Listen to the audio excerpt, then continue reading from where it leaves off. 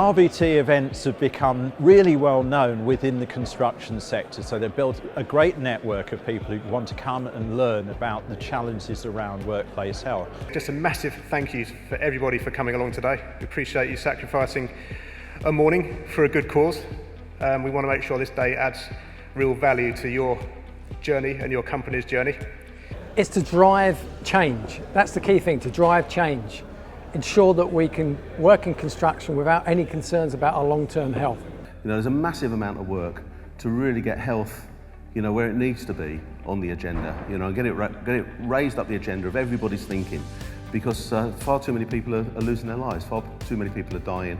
There is a great community within the construction industry where people are happy to share and talk about best practice, but equally there's not enough of the forums to enable that to happen. So you see lots of organisations going off doing the great things. Well, actually we can learn from each other, work together and embed some of the solutions that we know that have had an impact with others. So it's a great opportunity to network, to brainstorm and create new ideas and share lessons learned. It's been quite nice this morning because quite a lot of the things I want to mention have been teed up already. We've got mental health coming up.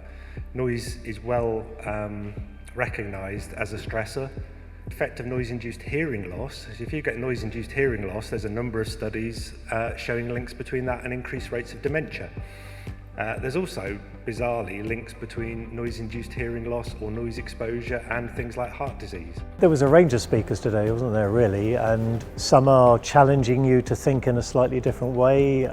Others of particular interest to me when it's of a technical nature as well, because I'm a scientist by background. So I think the main thing for me, yes, is that variety, so that you actually look at different things from a different angle, really.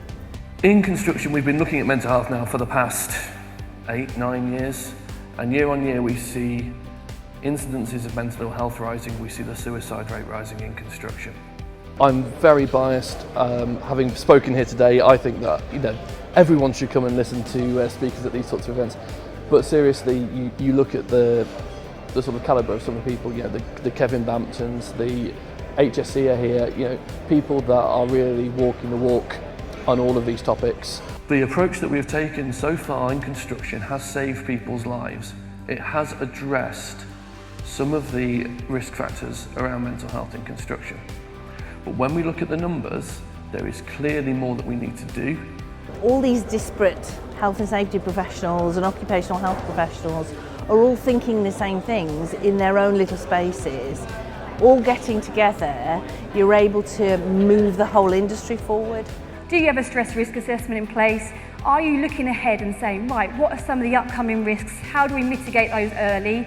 And then how do we get the right people involved with making those decisions? It was nice to see a range looking from the mental health side of things through to obviously more of the litigation side of things with Kevin. And I think it gave a nice breadth across the whole piece so you can take away and really look at the whole piece afterwards. Every employer's health and safety duties to themselves, their employees, or anybody who may be affected by the way they carry out their work, and implement adequate control measures and check and maintain them. How much checking and maintaining actually goes on a regular dust filter on site? I mean, a highlight for me definitely was hearing from Kevin Bampton from BOHS and talking about hopefully how the government is going to change the industry and put more focus on worker health. So what the new government is likely to do, what's around the corner, what the risks are for construction, and most importantly, what are the messages that you need to be sending up the food chain or down the supply chain to be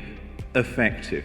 We all learn best from talking to each other. I've stood up and talked a little bit, but it's the rich conversations with your peers about how to solve problems that really makes a difference. And events like this create those environments to have candid and honest conversations, not just about what's easy, but what's hard. I think one of the really nice things about these days as well is the amount of interaction you get with other people. You've got the speakers, which are obviously fantastic to listen to, but then you can have group discussions, some Q&As around the table, Q&As with the whole room, and again it lets you see the challenges that other people are having that perhaps might mirror your own, and then you can of course break out over a cup of tea and discuss that further. I think from an industry perspective, it's amazing to have an organisation that is there supporting and encouraging these conversations, especially after COVID.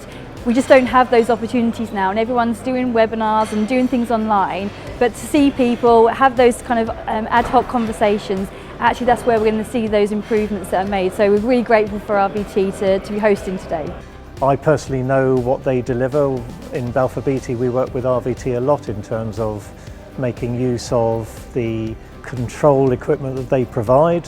Overall as well, it actually shows that RVT are trying that little bit harder, aren't they, to get a message across, and it's wonderful to know that they're not just restricting their messaging just to their core activity, as it were. They're embracing all the different risks that we see on site.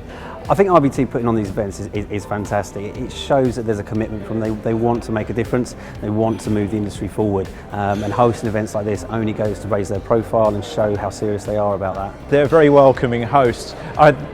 There are very few organisations who quite put their money where their mouth is on health in the same way as RVT, but there are loads of committed organisations across the country who are seeing that health protection and preventing people getting ill in the construction industry is crucial to the success of any building project.